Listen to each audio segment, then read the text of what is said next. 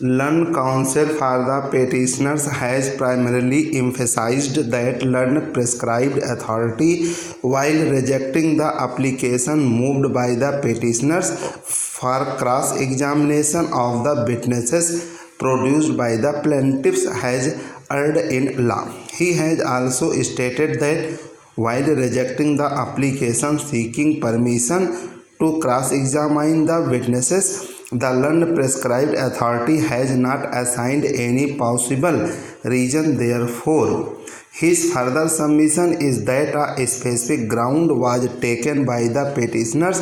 by filing appeal before the appellate court against the order dated 22 December 2012 passed by the prescribed authority. That learned prescribed authority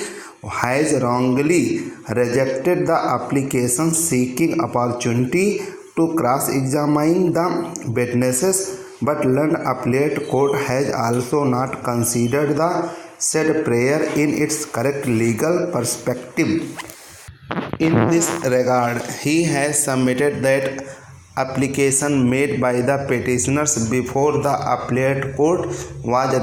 rejected on 22 November 2014 with the observation that the issue will be considered by the appellate court at the time of final hearing of the matter. However, while rendering the final judgment, the appellate court has not considered the said prayer and has also not taken into account the ground raised by the petitioners related thereto by observing that the application made by the petitioners stood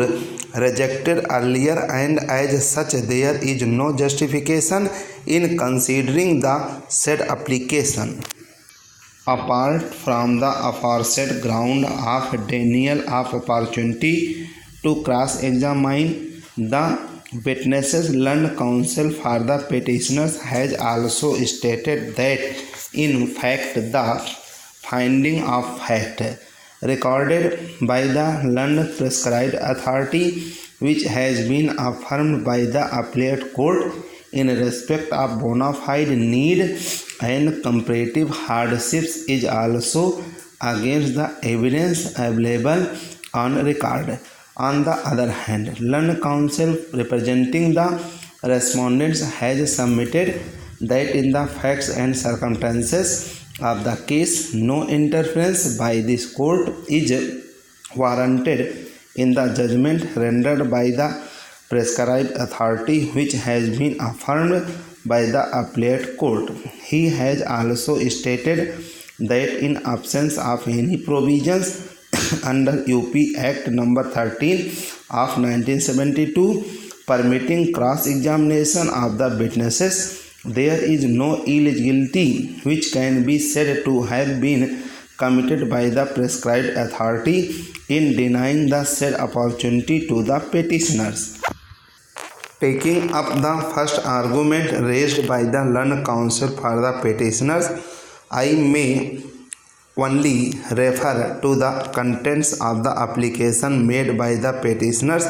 before the prescribed authority. The said application is on record. According to the said application, it was submitted by the petitioners before the prescribed authority that under the changed circumstances the respondents have put wrong facts in respect of shop which is adjoining the premises in question and was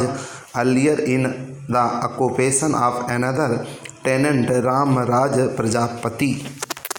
It was further stated in the said application that earlier the learned prescribed authority had rejected the application for issuing commission, and as such it would be in the interest of justice that in respect of the fact deposed by the witnesses produced by the respondents, the petitioners may be permitted to cross-examine them.